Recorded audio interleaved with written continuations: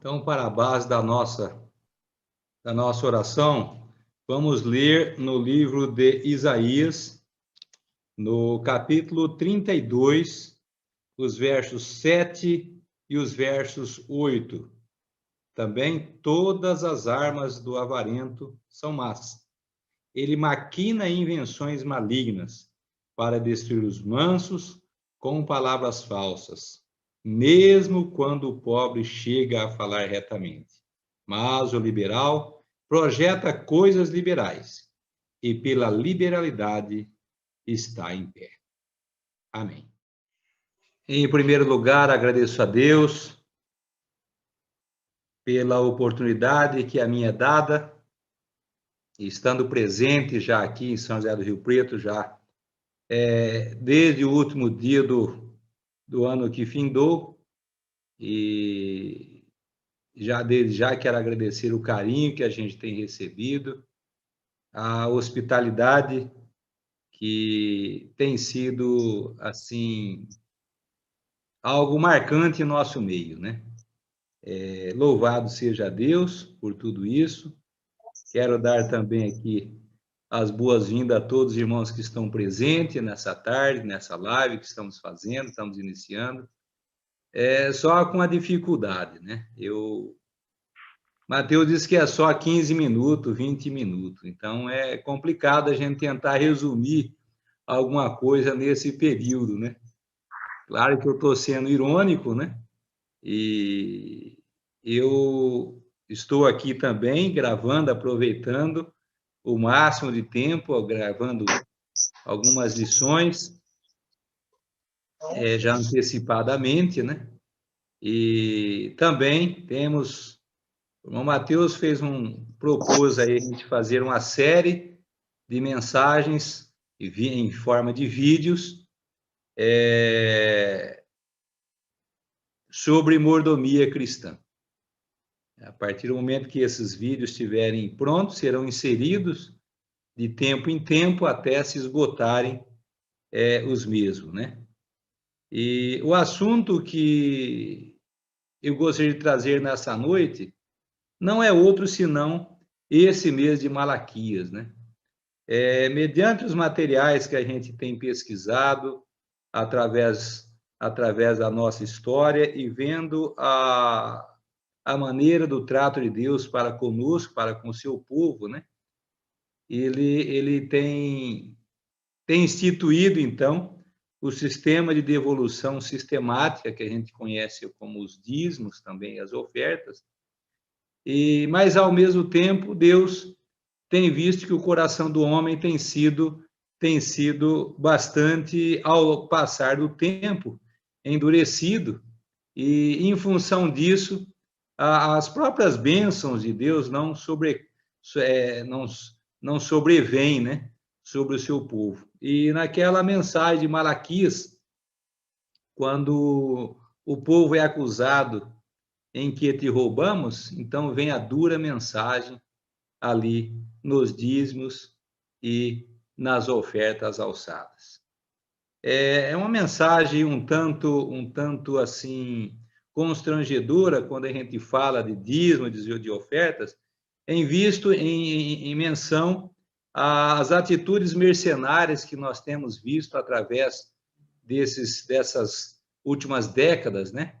Então, embora seja uma verdade plena, digna de ser apresentada ao povo de Deus, nós sabemos que o inimigo tem feito dela também uma maneira de se mercadejar a palavra de Deus, onde simplesmente aqueles estão mais preocupados com a lã das ovelhas do que com o cuidado da mesma. Essa ala tem sido notória nessas últimas décadas. E eu, na condição também de tesoureiro geral da igreja, isso pesa sobre mim, né?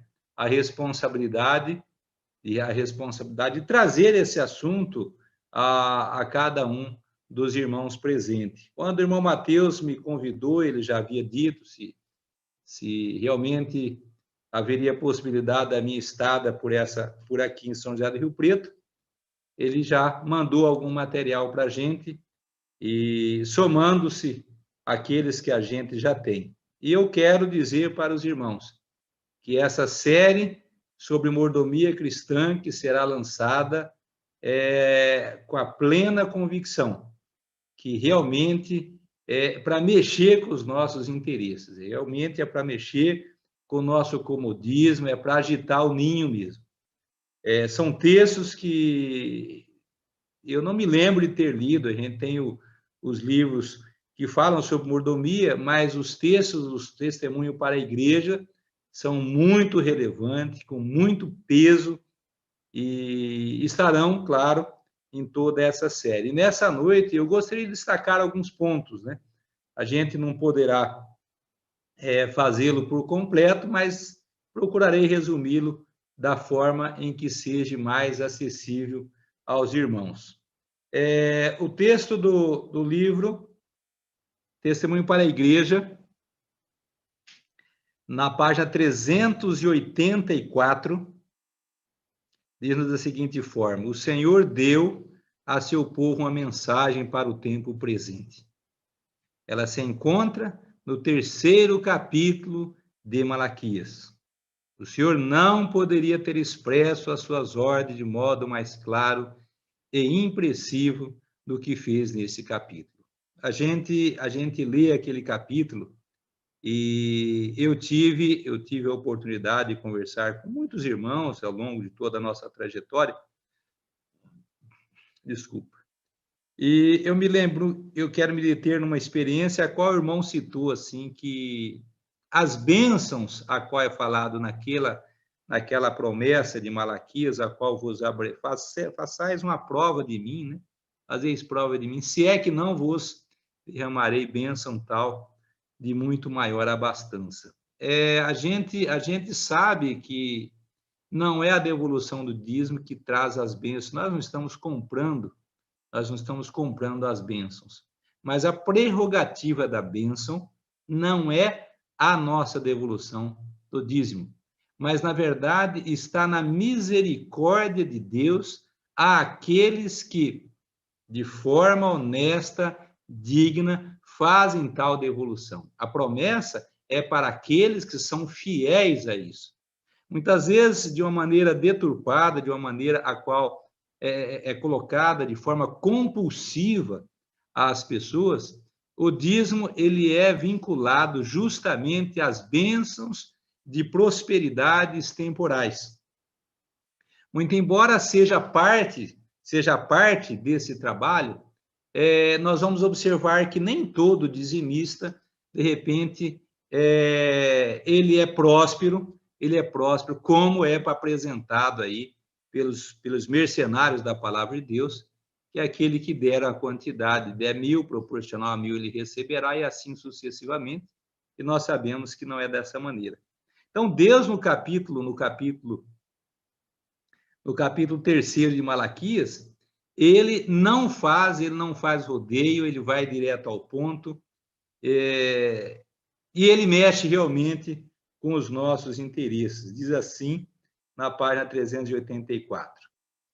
Devemos ponderar que as reivindicações de Deus a nosso respeito são mais importantes do que todas as demais. Ele nos dá a abundância, e o ajuste que fez com o homem é que a 10ª parte de todos os bens lhe seja restituída. O Senhor confia liberalmente seu tesouro a seus mordomos, mas quanto ao dízimo, diz: este me pertence. Na mesma proporção em que Deus dá ao homem seus bens, este deve restituir a Deus fielmente a 10ª parte de todos os seus proventos, rendimentos, lucros, rendas e rendas. Esta instituição foi estabelecida pelo próprio Cristo. Então, nós vemos aqui, mediante esse texto, que ao falarmos da devolução do dízimo, isso aqui é uma obrigação nossa. Eu digo uma obrigação nossa já pelo que nós recebemos. Eu não devolverei o dízimo para receber a bênção, eu o devolverei por já tê-lo recebido. Deus pede aqui a 10ª parte do dízimo. Ele diz, este me pertence. Este não há questionamento, muito embora seja algo de consciência, cada um fará a sua lucratividade, fará as suas rendas, fará os seus rendimentos também, na proporção da sua consciência, em que ele está sendo honesto perante Deus, para que novamente não incorra na condenação a qual Malaquias fala, né? Terminando essa página 384, diz-nos da seguinte forma: esta contribuição envolve resultados solenes e eternos, e é demasiadamente sagrada para ser deixada ao arbítrio do homem. Vejamos bem, que essa contribuição dizimática, ela envolve resultados solenes e eternos. E a forma demasiadamente sagrada, a qual é essa devolução, que Deus não deixou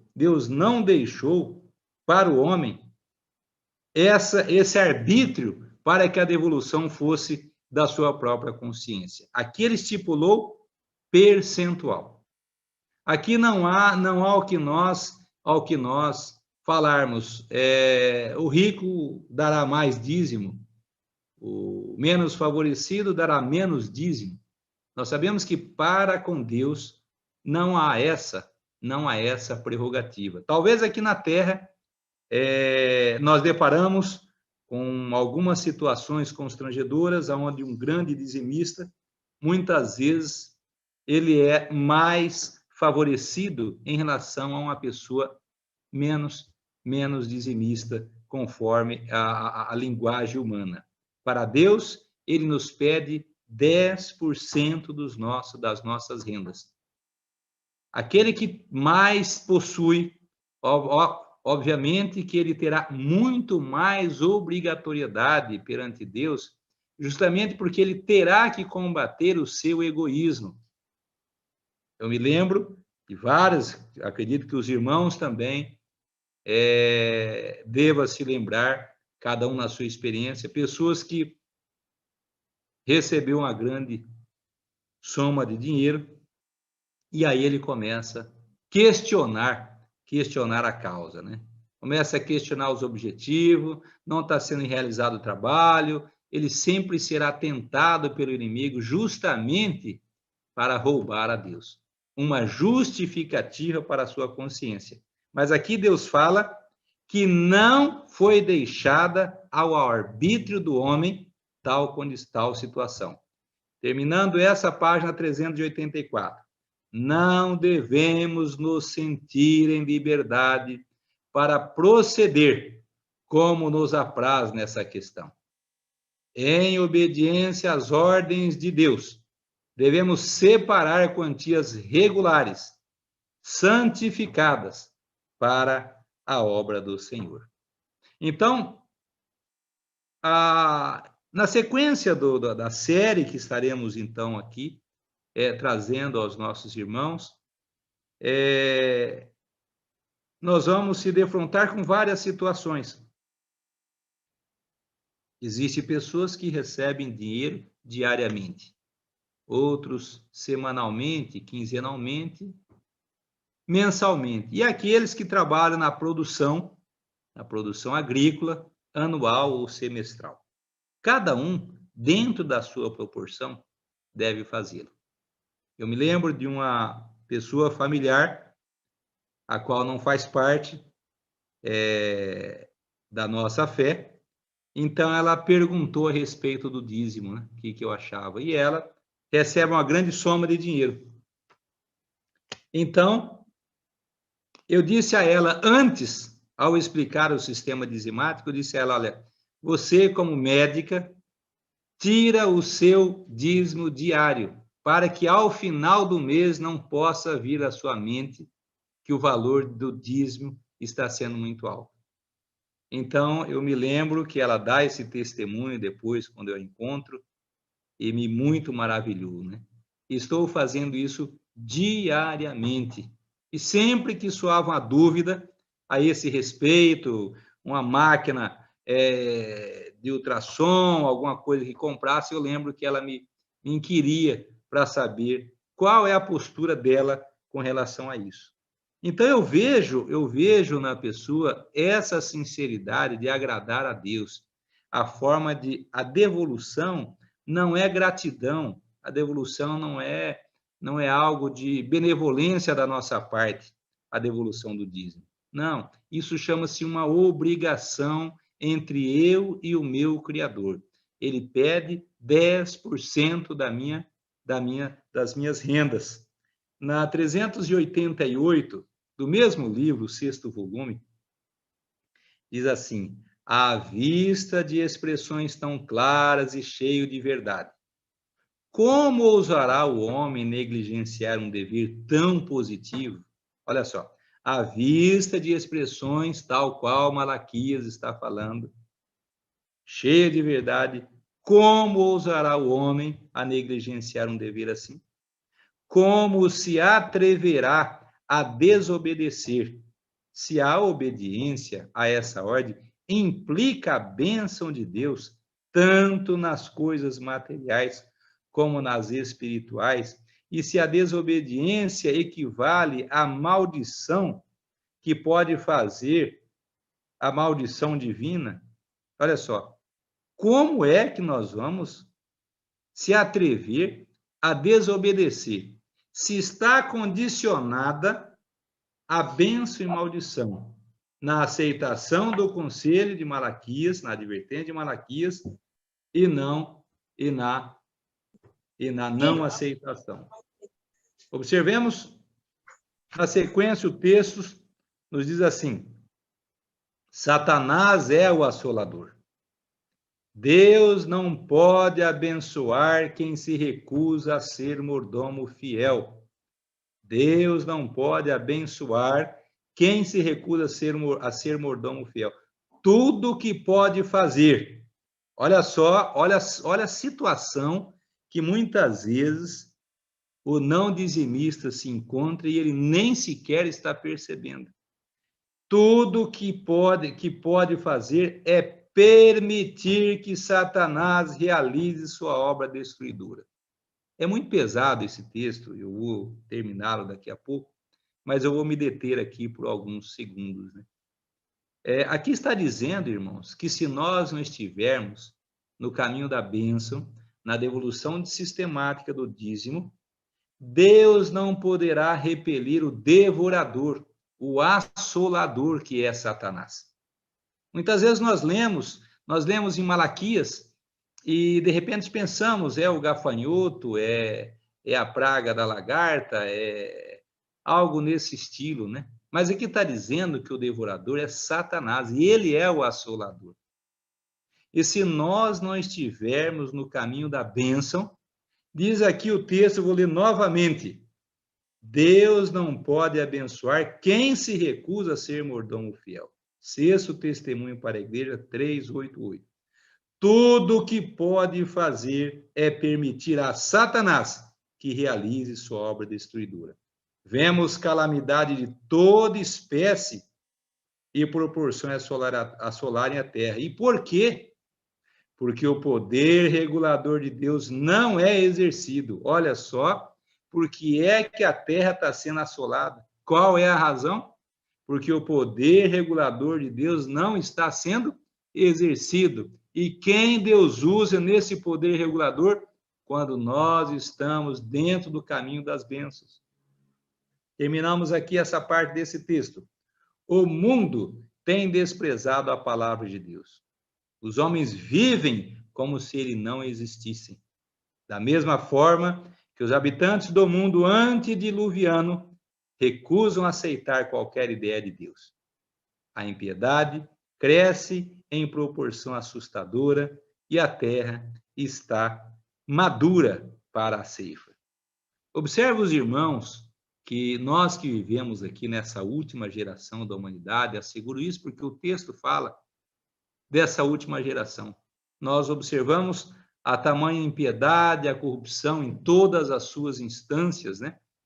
Abrimos qualquer página das mídias sociais, o que se fala é isso. Não há esperança, muitas vezes, humanamente falando, né? E ao vermos tamanha maldade, Satanás tira proveito desse quadro para que o nosso amor para com o nosso próximo, para com o nosso Deus, para com a sociedade, para com a igreja, comece a se esfriar. É como se não mais tivesse solução. E nós sabemos que Deus propôs um meio para repreender o devorador. E muitas vezes nós ficamos em atitude negligente, dando uma justificativa hoje, outra justificativa amanhã. Muitas vezes passamos por situações financeiras difíceis. E qual deve ser a nossa situação? O que eu vou fazer? Eu preciso resolver a questão dizimática. E cada vez mais vamos adentramos como se fosse um atoleiro, quase que sem solução. Na 391 do 6º volume, diz-nos assim: a recompensa da sincera liberalidade é a mais íntima comunhão do Espírito e do coração com o Espírito Santo. Olha só, a recompensa da sincera liberalidade é a mais íntima comunhão entre nós, e o Espírito Santo. O homem que fracassou nos negócios, olha só, o homem que fracassou nos negócios e está endividado, não deve servir-se da parte que pertence ao Senhor, a fim de liquidar seus compromissos.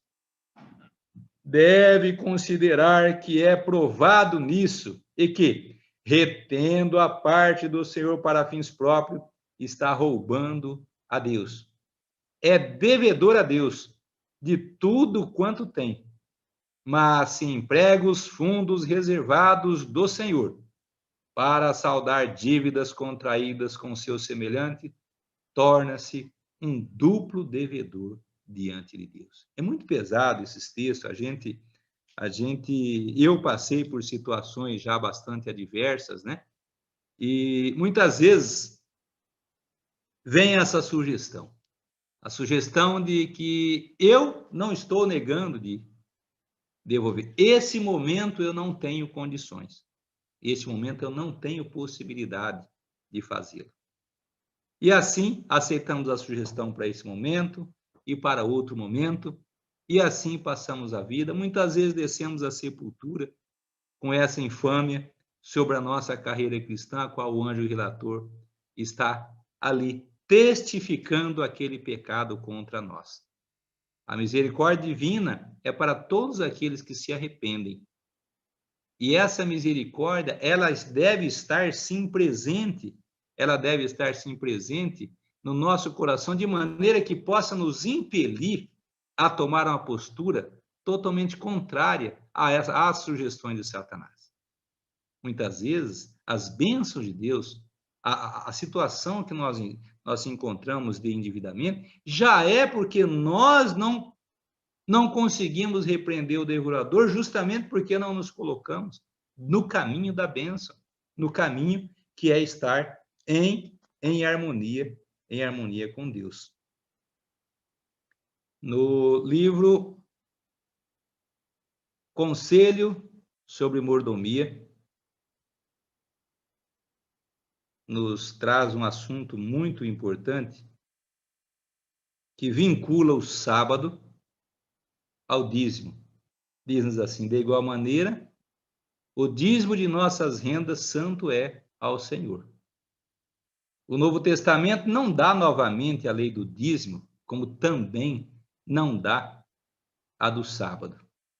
Observe os irmãos que esse texto irá vincular a observância do sábado à fidelidade na questão dizimática. Então, de igual maneira, o dízimo de nossas rendas, santo é o Senhor. Então, tanto o sábado como o dízimo, no Novo Mandamento, no Novo Testamento, não é ali referido. Como também, aliás, pois pressupõe a validade de ambos e explica sua profunda importância espiritual.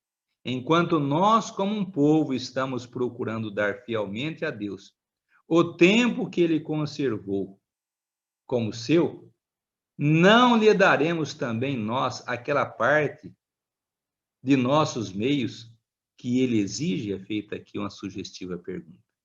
Se nós, então,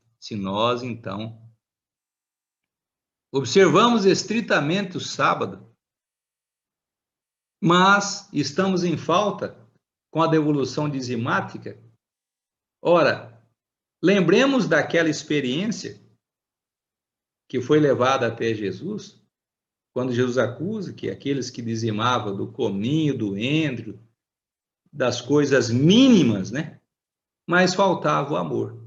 Aqui nós estamos falando de algo que reporta toda a nossa experiência cristã. O texto mais abaixo, na página 82 do mesmo livro, Conselho sobre Mordomia, diz-nos assim: o Senhor do céu lança um desafio àqueles a quem ele tem suprido com sua liberalidade para que o provem. Ao lermos então o livro de Malaquias, encontramos tal desafio. E vamos ler tal desafio que ele pede que nós façamos para com ele. Esse é o desafio que ele pede. Trazei todos os dízimos à casa do tesouro, para que haja mantimento na minha casa. E depois farei prova de mim, diz o Senhor dos Exércitos, se eu não vos abrir a janela do céu e não derramar sobre vós uma bênção tal que dela vos advenha a maior abastança. Eis o desafio que Deus pede que nós façamos com Ele. É Ele que está pedindo. E o texto sequencial explicando esse verso bíblico diz aqui: essa mensagem nada perdeu de sua força. É justamente tão nova quanto a sua importância, como novas e contínuas são as dádivas de Deus. Todos os dias nós queremos as dádivas de Deus. E novas dádivas nós temos recebido. Novos livramentos nós temos recebido. Malaquias 3, verso 3. Essa mensagem é tão nova como as dádivas que recebemos diariamente. Ou seja, não perdeu nenhuma força da sua própria expressão. Avançando mais aqui. Diz aqui: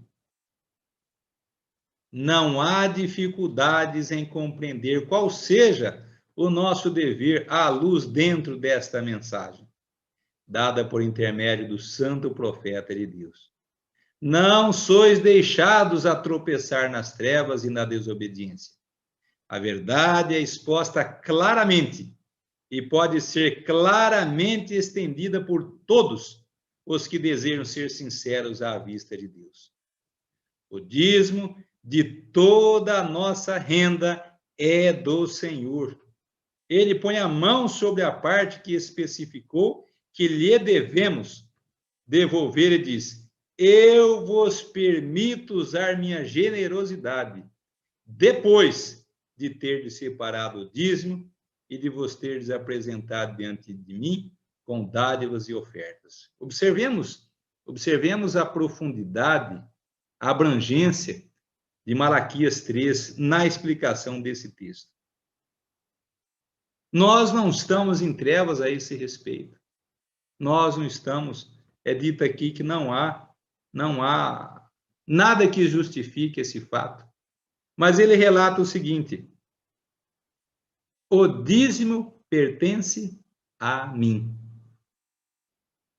A minha generosidade está convosco está convosco a partir do momento em que, primeiramente, separe-se o dízimo e use depois os outros de forma ainda honesta para com ele.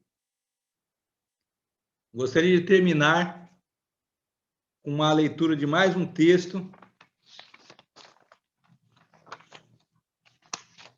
na sequência do próprio livro, na página 82, virando para 83. Diz que o Senhor pede que seu dízimo seja entregue em seu tesouro, estrita, honesta e fielmente seja-lhe devolvida esta parte.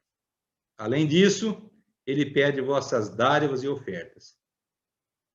Ninguém é forçado a apresentar ao Senhor seus dízimos e ofertas. Olha só, aqui não pode haver compulsoriedade, né? Ninguém pode ser forçado a fazer aquilo. Mas, com a mesma certeza com que a palavra de Deus nos é dada, com essa mesma certeza, requererá ele, com juros, de todo ser humano, o que lhe pertence. Se os homens forem infiéis em dar a Deus o que é seu, se desrespeitarem a ordem de Deus a seus mordomos, não terão por muito tempo a bênção daquilo que o Senhor lhes confiou. Quero me deter nesse texto, na profundidade dele, e eu quero que cada um de nós reflitamos nessa noite. Que cada um de nós possamos alcançar aqueles que estão justamente nessa adversidade. Aqueles que nos confidenciam, nós possamos ir até eles e explicar que o caminho da bênção está à sua disposição.